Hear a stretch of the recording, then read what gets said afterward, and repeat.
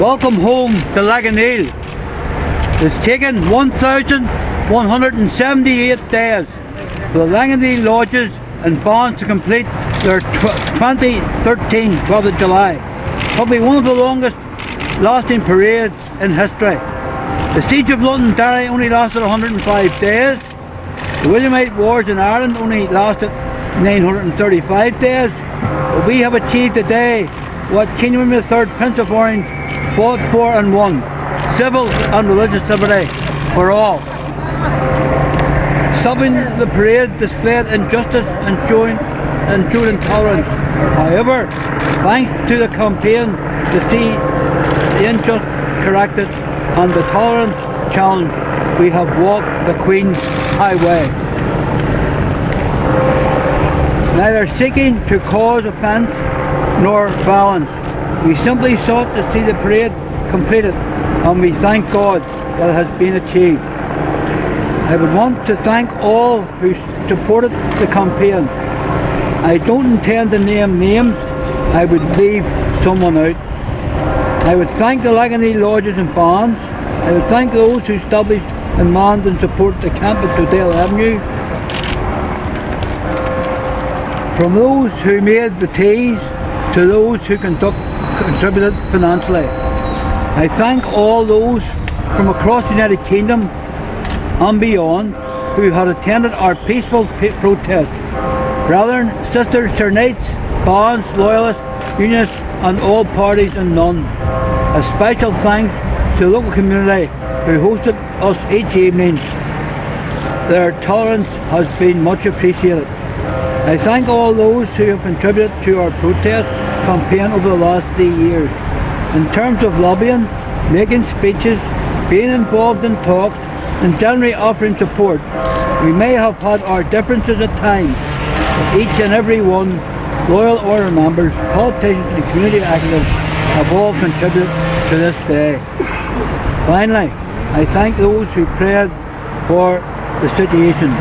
God has honoured their prayers. Today, a victory of common sense, a victory for civil and religious liberty, a victory for peace and protest. Thank you all for your presence.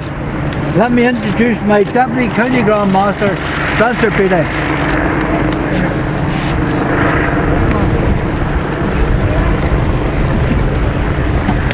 I would like to thank the County Grand Master and endorse his comments. And thank you all for your unwavering support to see the Laganeel Lodges parade home along the Crumlin Road. That has always been our only objective, to let them home. And today the Laganeel Lodges and Bonds have finally completed their 2013 12th of July parade. Today there's a sense of relief that our civil and religious liberties have been restored. Our campaign, your campaign to see this achieved has been justified. Yes, it has been a difficult 3 years, but in the end our aim has been accomplished. I commend the membership of the 3 lodges and the Bonds, who despite being demonised for their principled stand, have maintained, along with many here, a peaceful protest. The lodges and Bonds played a pivotal role in creating the conditions for today's return parade.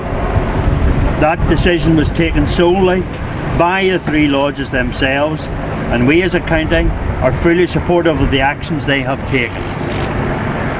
The agreement reached did not come easy, but it is founded on mutual tolerance and respect.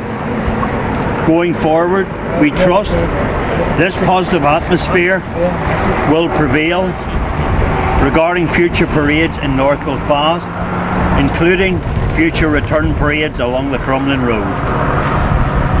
The outworking of this agreement took place in spite of the Parades Commission.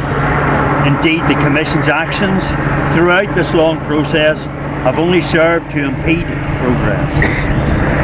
The current legislation and those who oppose it were established to appease one community rather than create a level playing field for all. Such inequality overshadows and works against local solutions. Despite the constructive endeavours of the lodges in establishing this agreement, this is only too apparent at Drumcree with our brethren protesting continually against a similar injustice and ongoing ridiculous restrictions being placed upon numerous other law orders in Belfast and across this province. The situation we have faced here in North Belfast underlines the urgent need for new and transparent laws and regulations regarding parades and protests which are fair and accountable. A fundamental change to parading legislation is not an option for the future, but it is a requirement. The power to change the legislation rests solely with the Secretary of State. Today I would urge Mr Brokenshire to maximise and utilise this new opportunity created by today's resolution to make the changes required.